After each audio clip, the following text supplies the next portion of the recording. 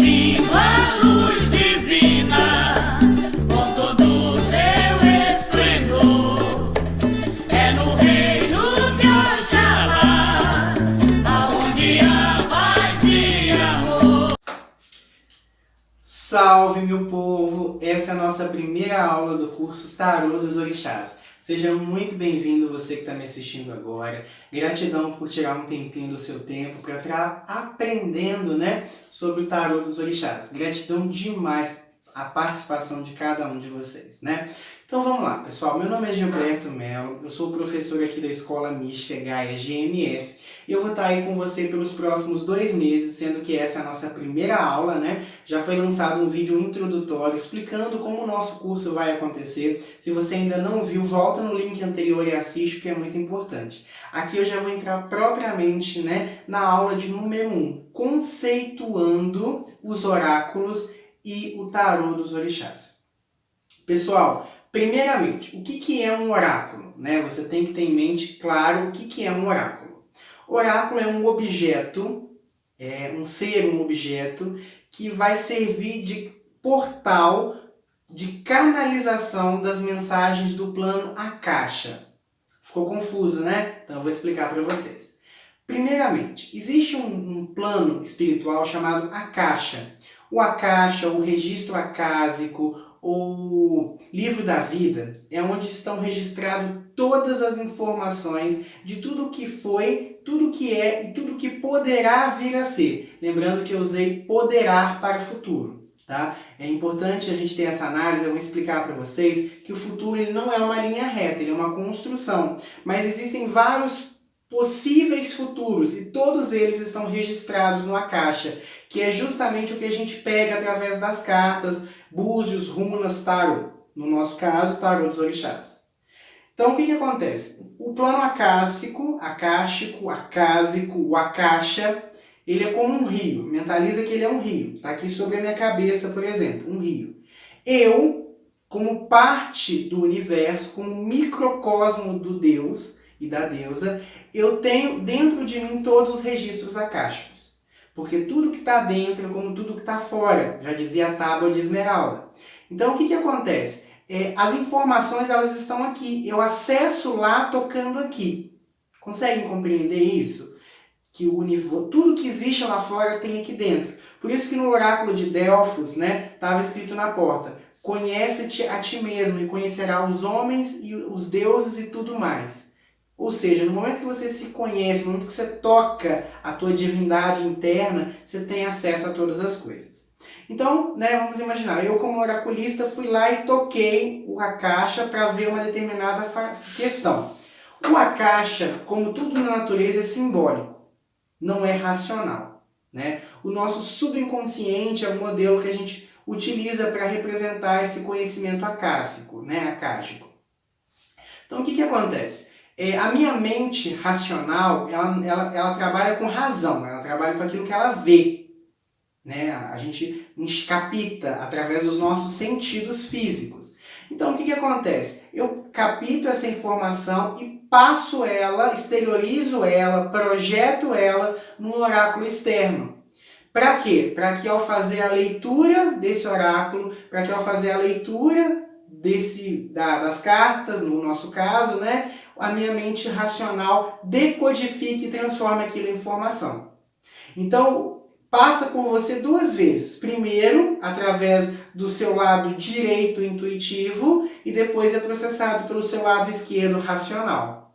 Conseguiram me entender? Isso é um oráculo. Isso vale para runas, tarô, bola de cristal, tudo. Ah, Gilberto, mas a bola de cristal ela não está lá? Sim, mas você só projeta as visões lá e vê, é uma retroalimentação. É um processo de jogar para fora para mandar para dentro de novo. Só que sai da parte intuitiva, simbólica, para a parte processada, racional. Então, todos os oráculos funcionam assim. O tarô dos orixás, o tarô, vamos falar?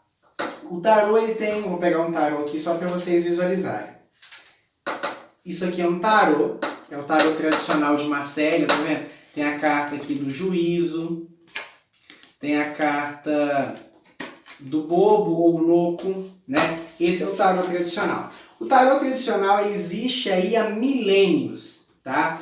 Apesar dele ter se manifestado muito para nós durante a Idade Média, né, um conhecimento que expandiu durante a Idade Média, tem referência aí desde o século XIV do tarô, muitos iniciados, muitas escolas iniciáticas dizem que o tarô é muito mais antigo que isso, que deriva dos antigos egípcios, das escolas iniciáticas egípcias, né? Muitos hieróglifos correspondem exatamente aos 22 arcanos maiores do tarô. Outros ainda dizem que esse conhecimento é ainda mais antigo, que deriva da antiga Atlântida. Mas nós não temos base para isso comprobatória. O que nós sabemos é que ele surgiu no século XIV, né? Mas é mais antigo do que isso. O tarô ele é uma grande construção alquímica. São 22 cartas, né, os arcanos maiores, porque nós temos também os arcanos menores que correspondem ao baralho tradicional. Mas o nosso enfoque aqui é os arcanos maiores. Por quê? Porque eles são símbolos de extremo poder. Eles foram construídos baixos a arquétipos da sociedade, né, feudal. Nós temos o louco, a imperatriz, o imperador, nós temos o papa, o ermitão, nós temos ali a vida, né, na Idade Média sendo representada dentro daqueles arquétipos. O tarô ele é muito, muito, muito importante para autoconhecimento, para autoanálise, para leituras oraculares, né, como vocês sabem. Ele é o oráculo mais conhecido. E foram feitas N leituras deles até hoje. E essa que a gente está estudando no nosso curso, o Tarô dos Orixás, é uma releitura deles. Então, primeira coisa, tarô, conjunto de cartas, no nosso caso 22 arcanos maiores, que derivam aí de milênios, e tem todo um conhecimento iniciático ali, para vocês terem uma dimensão. No tarô existe conhecimentos alquímicos, conhecimentos astrológicos, conhecimentos de cromoterapia, conhecimentos de psicologia, tudo incutido ali nos arcanos maiores. O tarô dos orixás, ele é uma releitura do tarô tradicional dentro de uma determinada cultura, ou seja, usando elementos de uma determinada cultura. Então vai haver uma associação direta entre a carta 1, que é a carta do magista, do mago, com a carta 1, que é a carta do babalaô ou babalorixá. A carta do babalaô, que é a carta 1, representa o quê? Um homem, né? Vocês vão estudar ela logo aí. Representa um homem entrando em contato com o divino, fazendo atos mágicos, né? Ali na mesa dele tem todos os itens que ele precisa para estar trabalhando a sua espiritualidade, para estar trabalhando a sua magia. Isso é a carta 1. O mago representa o quê? O sábio. Ele é um pontífice entre o alto e o embaixo, que é a função de um sacerdote. Então existem muitas relações arquétipicas entre o mago e o babalaô. Tá? Só para vocês entenderem. E assim todas as lâminas, uma a uma, têm título de comparação também. Porém, dentro do tarô dos orixás, nós temos ali o conhecimento dos orixás. O que são os orixás? Orixás são energias da natureza, não são pessoas, tá? Oxum não é uma pessoa, Ogum não é uma pessoa, Oxalá não é uma pessoa, ele é uma energia. Essas imagens que a gente tem aqui na carta, por exemplo, a carta de Yansan, é uma representação antropomórfica, ou seja, transformou uma energia numa figura humana. Para quê? Para que seja compreensível aspectos dela. Porque nós estamos muito vinculados ainda à materialidade e os olhos, né, são grande fonte de captação. Mas eu quero que vocês entendam que os orixás são energias. E que essas energias vão se manifestar em todos os planos. Então, por exemplo, vamos pegar Oxum. Oxum é a energia do amor. Ela é a deusa do amor, ou seja, ela é a própria energia do amor. Ela vai representar os prazeres, a beleza, a prosperidade. E é isso que ela vai representar. Então, Oxum no casamento, amor, relacionamento agradável, sentimento ali. Oxum no trabalho, prosperidade. Ela vai estar falando ali, por exemplo, de que você gosta daquilo que você faz. Oxum na saúde, né? Se for num contexto de problemas de saúde, problemas nos seios, no útero, que são as partes do corpo associadas com Oxum. A gente vai estudar tudo isso na lâmina de Oxum, tá? Pode ficar tranquilo. Mas por hora eu quero que vocês entendam que os orixás são energias que são representadas dessa maneira.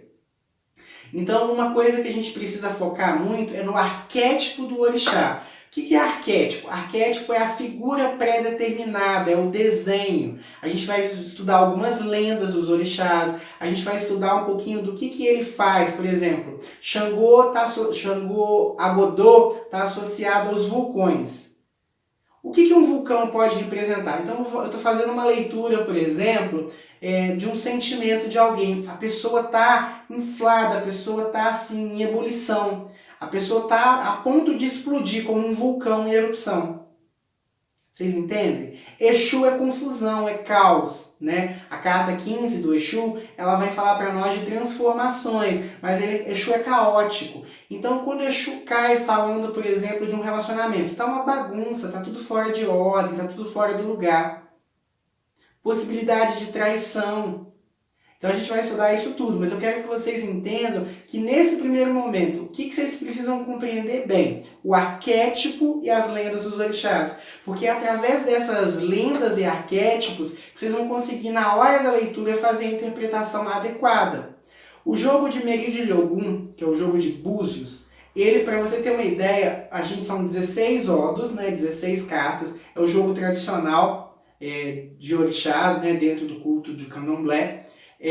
De nação, vamos falar assim. Então o que acontece? Lá você aprende a jogar conhecendo as lendas dos orixás. É através das lendas que você joga. Por quê? Porque é arquétipo. Conhecer o arquétipo consegue fazer a leitura. Só que vocês têm que ter visão simbólica, tá? Todo oráculo que vocês forem trabalhar, vocês precisam desenvolver a visão simbólica. O que é a visão simbólica? Vou pegar um exemplo aqui do Preto Velho. Está aqui na mesa. Consegue visualizar? Vou pôr mais perto da câmera para vocês verem o detalhe. O preto velho é um arquétipo. Olha só, é um negro velho, vestido de branco, com uma cara serena, sentado no toco. Ele vem ensinar o que no arquétipo dele? Humildade. Ele vem falar para nós de sabedoria. O negro escravo sofreu muito ao longo da tua vida. Então ele vem falar para nós de uma sabedoria, alguém que sofreu muito, mas que o sofrimento fez crescer. Ele aprendeu, ele superou a dor, ele superou o sofrimento. Então isso é o arquétipo do preto velho. É olhar para a imagem e ver o que ela quer te passar. Os artistas, né, os cantores, os musicalistas, os pintores, os escritores, têm esse talento nato. Por quê? Uma canção, uma letra é símbolo. Então, gente, vamos melhorar isso aí, vamos trabalhar os símbolos. Um sonho é símbolo. Tudo num sonho é símbolo. Tá? Então, vocês têm que começar a quebrar isso. Por quê? Porque vamos imaginar, por exemplo, Yansan. Yansan é, por exemplo, o orixá dos ventos.